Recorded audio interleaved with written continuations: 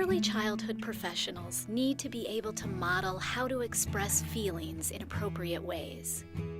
But how can you be an effective model when you're feeling upset or under stress? What are some of the ways you can monitor your own feelings and reactions? And how can you respond calmly to children when you may not feel calm inside?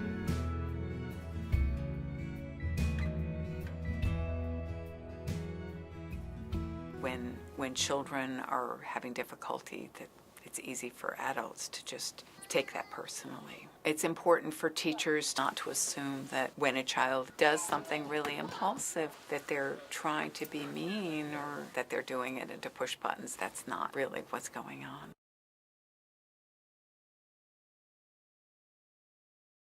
One of the things we work with teachers a lot on is how to recognize their own hot buttons. What are those behaviors that drive you crazy? When this child does this behavior, this is what happens to me.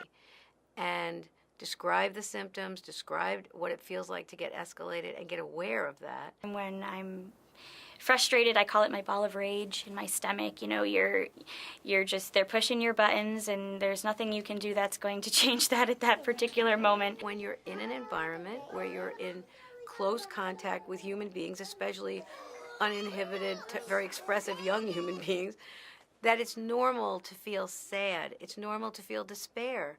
It's normal to feel scared and furious and angry. If I'm feeling that in the classroom and that's how internally I feel, it's going to be projected on them.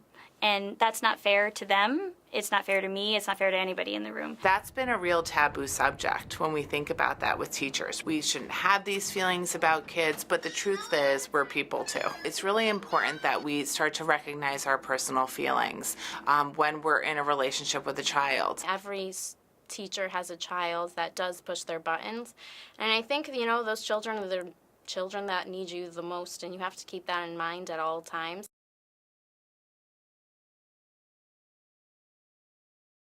I think teachers can get stressed out at work sometimes in the classroom. It can be very busy and hectic. If your kid's having a meltdown, your brain goes on fire. You feel like it's an emergency. And the adult has to learn how to de-escalate, not just get affected by the child's feelings and react that way. Can you tell me what was happening? Did you want to turn with the flashlight? Yeah, who was using the flashlight? You were using it? Okay, so let's go talk to Sandra and say, Sandra, I was using the flashlight. A starting point for a lot of people is recognizing that they do have that opportunity rather than just feeling out of control themselves. I just got to sit back and watch every now and then, take a breath, and you got to, for yourself too, and say, okay, we're not going to explode or anything. Let's see what's going on here. We really talk to teachers about how their personal reaction should not be their professional action. Stop it! Just stop it!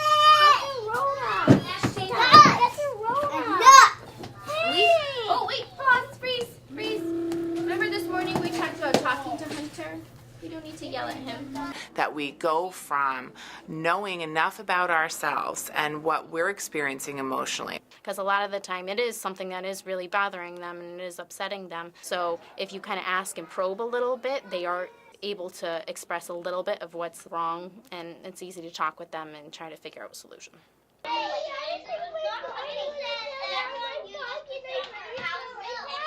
Your marble? That's okay, I'll get it back for you. I go for humor. They just go with that, and if they see you laughing, they don't have any choice. You know, they'll start to laugh and giggle. Get everybody in a good mood, and you know, you can't tell jokes, not with this crowd. You gotta find something silly to tell.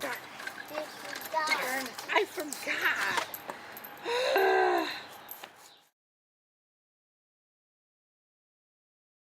So what we like people to do is put a reflective kind of conversation in place with the colleagues that they work with, that this is difficult for me. So there are times where, like, I'm tagging out now. Now I need you to step in. These are plans that we need to have in place. We definitely support each other in the classroom. And we also pick up a lot of each other's kind of cues as teachers. And sometimes if one teacher needs to just go out in the hallway, or we're really able to do that and communicate to each other.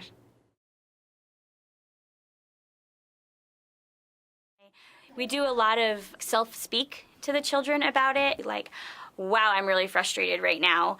And my teacher assistant will be like, oh, Miss Ashley, is there anything I can do to help you? And we use it as a learning opportunity to mirror to them, first of all, how to support a friend when they're in that place, but then also so that they become aware of how we're feeling. When we think about what the next steps have to be, we really first have to not acknowledge our own feelings. That's what we're asking kids to do, is acknowledge how they're feeling and then express it in an appropriate way. So teachers really have to practice those skills too. Being able to use those moments as teachable moments with the children so that they can understand, first of all, it's okay to feel frustrated. Everybody feels frustrated and upset or angry at times, but how you handle it and what you do with it, that's what matters.